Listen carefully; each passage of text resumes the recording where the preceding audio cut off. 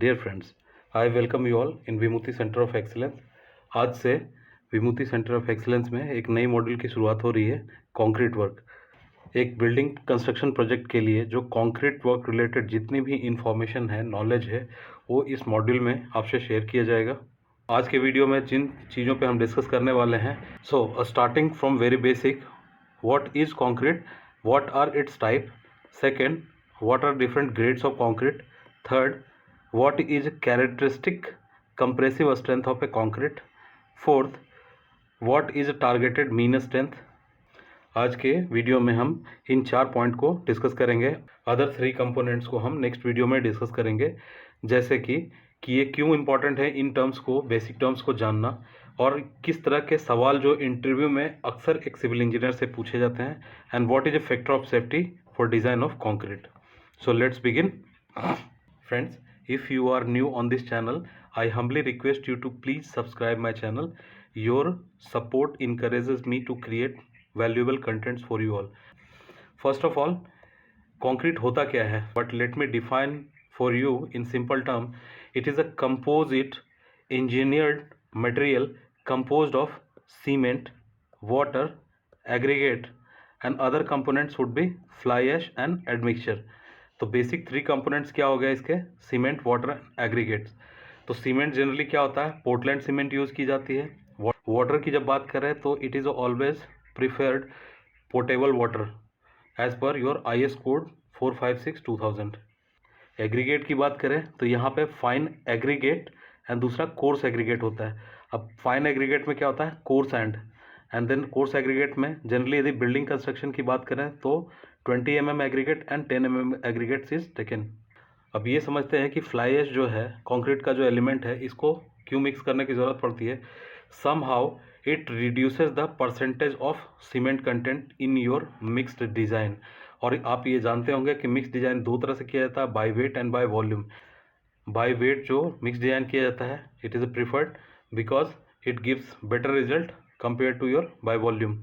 अब एडमिक्सचर की बात करें तो एडमिक्सचर एक केमिकल कंपोनेंट है जो कि कंक्रीट की वर्केबिलिटी की रिक्वायरमेंट होती है, and workability of A concrete is a very essential parameter. क्योंकि जब आप कंक्रीट कर रहे होते हैं लाइक फाउंडेशन के लिए, तब आपको workability means it is measured with respect to slump test. तो वहाँ पे लोअर डेप्थ पे आपको क्या चाहिए? कम स्लम्प की रिक्वायरमेंट होती है। वहीं आप हाइट पे यदि कंक्रीट कर रहे हैं for column, beam, slab etcetera, तो वहाँ पे क्या होगा?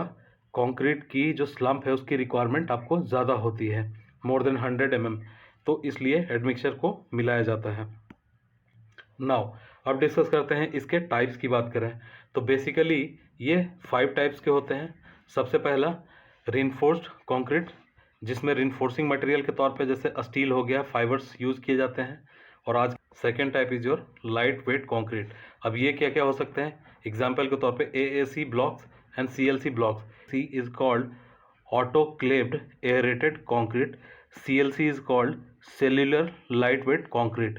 बेसिकली जब बिल्डिंग में light weight concrete blocks use किए जाते हैं तो बिल्डिंग के फ्लोर पे जो डेड लोड है बहुत ज़्यादा सब्सटैंशियली रिड्यूस हो जाता है। अब उसकी वजह से क्या होता है कि जो बिल्डिंग के डिफरेंट स्ट्रक्चरल कंपोनेंट को जब डिज़ाइन किया जाता है तो उसमें स्टील का परसेंटेज रिड्यूस होता है, which is again a value engineering. Third one is your high strength concrete and fourth is your HPC कहते हैं इसको, हाई परफॉर्मेंस कॉन्क्रीट। और इन दोनों को यदि क्लब किया जाए तो क्या है? फॉर एक्स्ट्रा सिक्योर्ड स्ट्रक्चर के लिए ये दोनों टाइप ऑफ कंक्रीट की ज़रूरत पड़ती है। एग्जाम्पल के तौर पे न्यूक्लियर पावर प्लांट यदि आपका कहीं बन रहा है तो आप जानते हैं कि कहीं पे भी न्यूक्लियर पावर प्लांट से किसी तरह से एमिशन नहीं हो, तो उसके लिए बहुत ही प्रोटेक्टिव स्ट्रक्चर बनाया जाता है। तो ऐसे सिचुएशन में हमें high strength concrete plus high performance concrete की रिक्वायरमेंट होती है। Next is your precast concrete, जिसको कास्ट किया जाता है एट योर जॉब साइट, ठीक है, इन कंट्रोल्ड इन्वायरमेंट, एंड देन उसको क्या किया जाता है? डिलीवर्ड किया जाता है एट द कंस्ट्रक्शन साइट जहाँ पे इसको ज़रूरत होती है। एग्जाम्पल के तौर पे आपको बता रहा हूँ, रिटेनिंग अर्दन वॉल जो होती है उसमें इसका इस्तेमाल किया जाता है प्रीकास्ट पैनल का।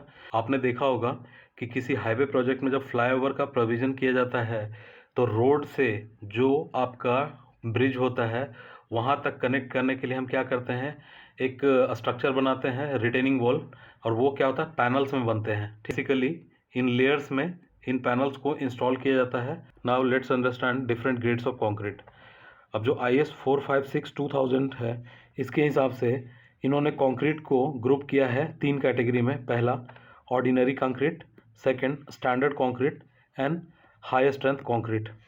आपने कंक्रीट डिज़ाइन सब्जेक्ट में देखा होगा M25 लेट सपोज रिटर्न, तो M क्या स्टैंड करता है यहाँ पे mix, and 25 is your characteristic compressive strength of that particular concrete. M10 से M20 तक आपका ऑर्डिनरी कंक्रीट है, and starting from M25 to M55 ये आपके स्टैंडर्ड ग्रेड ऑफ कंक्रीट होते हैं। प्लीज़ माइंड माय वर्ड्स, ये सारे बेसिक टर्म्स जिसको हम कभी कभी नेग्लेक्ट करते हैं, और ये कभी भी आपसे इंटरव्यू के दौरान में पूछा जा सकता है, whether you are going to join government organization और any private company.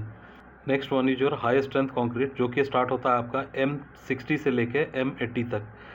Next component is your characteristic compressive strength.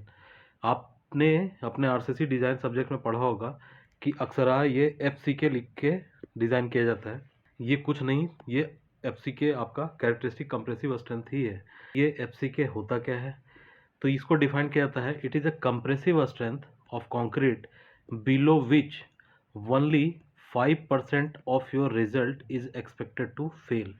Friends, जब एक पर्टिकुलर ग्रेड ऑफ कंक्रीट को डिज़ाइन किया जाता है तो उस समय बहुत सारे सैंपल्स कास्ट किए जाते हैं और उसको टेस्ट किया जाता है, और उसके टेस्टिंग जो UTM में करते हैं, यूनिवर्सल टेस्टिंग मशीन में कंप्रेसिव स्ट्रेंथ के लिए। उसके बाद जो रिजल्ट्स आते हैं बेस्ड ऑन दैट हमें ये पता चलता है कि एक पर्टिकुलर ग्रेड ऑफ कंक्रीट में कितना अलग अलग मटेरियल को प्रोपोर्शनिंग करके मिलाना है। इन्हीं चीज़ों को और सिंपलेस्ट वे में समझा जाए कि लेट सपोज जो क्यूब है 150 mm का क्यूब मोल्ड जिसमें कास्ट किया गया 100 सैंपल्स को हमने कास्ट किया है, उसको टेस्ट किया गया है, और उसके टेस्ट रिजल्ट को हमने क्या किया, डिक्रीजिंग ऑर्डर में प्लेस किया है। तो जब इस तरह से कंप्रेसिव स्ट्रेंथ को प्लेस करते हैं तो लास्ट के 5 सैंपल्स या उससे कम, less than equal to 5 samples जो कि फेल होंगे। जब ये सारे सैंपल्स को टेस्ट करते हैं और उसको जब प्लॉट किया जाता है y एक्सिस पे आपका फ्रीक्वेंसी और x एक्सिस पे स्ट्रेंथ को, तो ये नॉर्मल डिस्ट्रीब्यूशन कर्व देता है। अब इसी ग्राफ में आप देखेंगे कि एक्स एक्सिस पे एक पॉइंट है जिससे लेफ्ट साइड में आप चलेंगे तो ओनली 5% रिजल्ट्स आर फेल्ड, और जो 95% है, I am talking about percent, means आप जितने भी सैंपल्स लिए हैं उसका 95% जो है रिजल्ट्स आपका इस FCK के राइट साइड में होगा। तो ये जो पर्टिकुलर पॉइंट जो है यही डिफाइंड होता है FCK। और जब भी आप RCC डिज़ाइन करते हो, डिफरेंट एलिमेंट्स को डिज़ाइन करते हो स्ट्रक्चर का, तो इसी को डिज़ाइन में लिया जाता है। ठीक है, अब जितने सैंपल्स को हम टेस्ट करते हैं उन सब के कंप्रेसिव स्ट्रेंथ का मीन वैल्यू आप निकालोगे तो वो ये वैल्यू आएगी।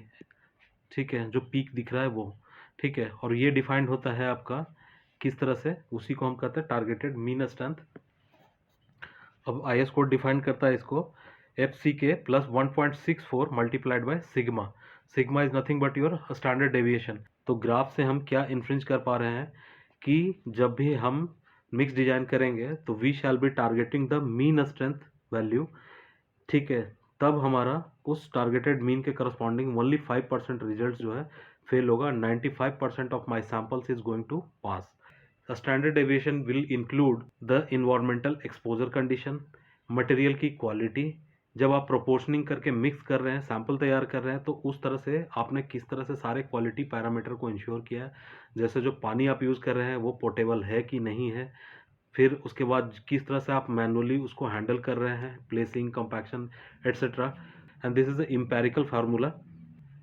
अब ये जो स्टैंडर्ड डेविएशन की वैल्यू है वो IS 456-2000 डिफाइन करती है। अब ये M10 और M15 के लिए कितना हुआ, 3.5 न्यूटन पर mm स्क्वायर, और M20 एंड M25 के लिए आपका डिफाइंड की M30 से लेके M50 तक आप चले जाएंगे तो ये 5 न्यूटन पर mm square as a standard deviation आपको लेके इसको कैलकुलेट करना है। फ्रेंड्स, ये सारे टर्म्स अक्सर इंटरव्यू के सवाल होते हैं, एक सिविल इंजीनियर से हमेशा पूछे जाते हैं। these प्रॉपर्टीज एंड टर्म्स के बेसिस पे आपकी पूरी डिज़ाइन की जानी है, इसी के बेसिस पे आपकी पूरी स्ट्रक्चर का एक एक एलिमेंट का कंस्ट्रक्शन होना है। तो आज के वीडियो में यहीं तक रखते हैं। I hope this video found to be informative for you. Thank you for watching it.